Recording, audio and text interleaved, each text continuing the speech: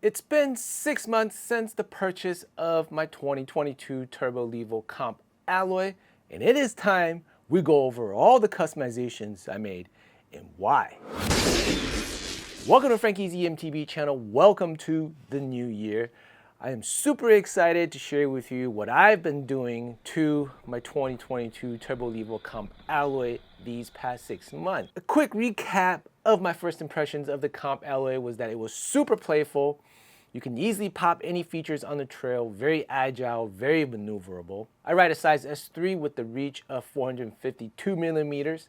It is just right for my height at 5'8". The motor makes it super easy to climb everything with that 90 newton-meters of torque, and the 700 watt-hour battery is just irreplaceable. But I've had my issues with the fork and rear shocks within the first month of ownership. All the components are working, but I felt I needed more support in the fork while going through the travel, and I felt my front wheel deflecting off of chunk quite easily despite fixing my rebound settings. And the Turbo Levo just felt a bit unstable at higher speeds. My shocks also felt a bit stiff as my foot was getting bounced around a lot, and you had to choose your line more methodically. Those were my first impressions when I first got the bike. Mind you, I was coming from a big 180, 170 enduro rig, Norco Range VLT with Cane Creek coil shocks, and I was very used to the plush, smash through anything type of riding. So I really wanted to create something that had a good balance between the two,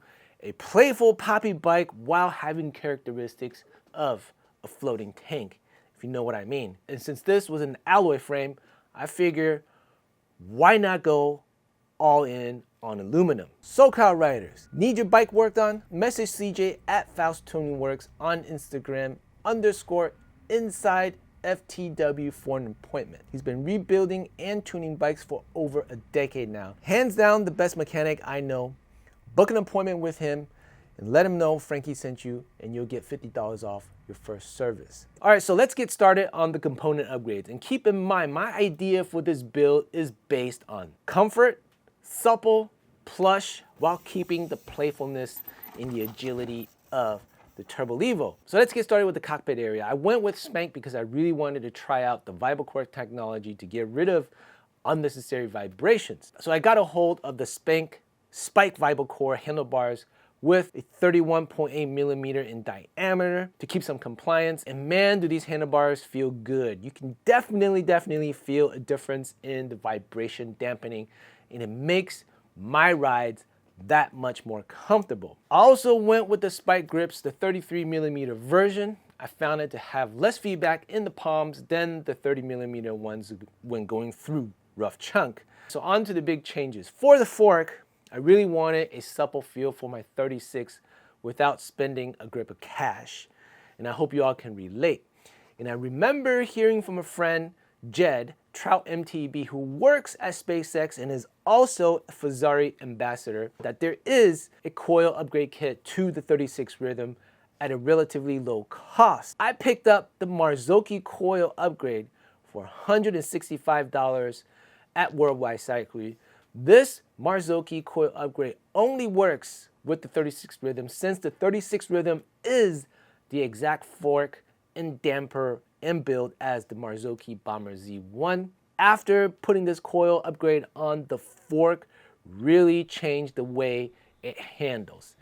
It feels extremely supple off the top, and I'm able to smash through chunk at higher speeds without feeling like my front wheel is being deflected all the time. But there are cons to the coil conversion. Once you convert the coil, you can't go back to air springs without replacing that one side of the stanchion. Luckily for me, this is a 36 Rhythm, and it isn't a top tier fork, so the parts are relatively cheap if you decide to go back to an air spring. One other drawback is that you can hear the springs rattle inside the fork. It does come with a plastic sleeve with the conversion kit to dampen the sound, but the rattle is still there. It's not extremely loud, but it is there. So a pro to the Marzocchi coil is that the cost of the coil itself is only $45 for a coil. So if you want different spring rates, it won't cost you too much if you didn't get the correct spring on your first go. So to continue the theme of supple and plush. I took the suggestion of a good friend to our channel, Brandon. He loves the DVO shocks and swears that it was the best suspension setup he's ever had on a mountain bike. He had this Topaz Air shock sitting in his garage, so I snatched it up for 200 bucks, and man, it made such a huge impact. My feet no longer bounces around my bike, feels super planted and plush in the rear while being supportive. I would say it is more on the plush spectrum than the Playful side. So the cons to DVO shock is that you have to be comfortable with adjusting the air in your shocks. And if you want to adjust plush versus stiffness, you have to be comfortable pumping air into the bladder. Luckily for me, I have developed a routine of drivetrain cleaning and checking all my bolts the night before all my rides. So adding air pressure to the list isn't a huge problem for me. And I really do encourage everyone to do the same with their e-bikes, as we put a lot more miles in every ride than our regular bikes. Brakes, I left them as is, SRAM codes. I've had success with them in the past and I've gotten used to them. However, I did swap out the pads with the Galfers, and I have to tell you, they really do feel fantastic. The drivetrain is stock with a traditional wired GX system. I've had the Axis GX before, and it's just not a priority upgrade at this moment. Maybe in the future, I'll get the transmission, but we'll see what deals are available towards the end of 2024. For the wheels, of course, I went with the SPANK VIBROCOREs as well. Rear wheel, I went with 359 VIBROCORE, and for the front wheel, I went with 350 VIBROCORE. I was a big fan of carbon wheels, but after riding these, I'm not so sure anymore. The costs on these are half of what carbons cost, and the aluminum just gives better radial compliance, and the VIBROCORE keeps unwanted vibrations away, and it also provides a bit of lateral stiffness. I've been riding the SPANK wheels for the past 6 months and been on some chunky stuff all over Southern California, and I've yet to make a dent or had to retrue my wheels. These SPANK VIBROCORE wheels have been bomb-proof, unlike the stock Rovos, which I dented just a few rides in. That is pretty much it for all the upgrades that I made on this bike. This setup has me feeling great, and I was able to grab a few PRs with the setup. The plushness, it definitely is a confidence booster. We're not done yet. Here is a bonus tip for even a cheaper and likely more effective way to gain more from your stock FloatX performance. Check out an upgrade to the compression knob on the FloatX. This allows you to change the compression settings on your FloatX, turning that performance into a performance elite.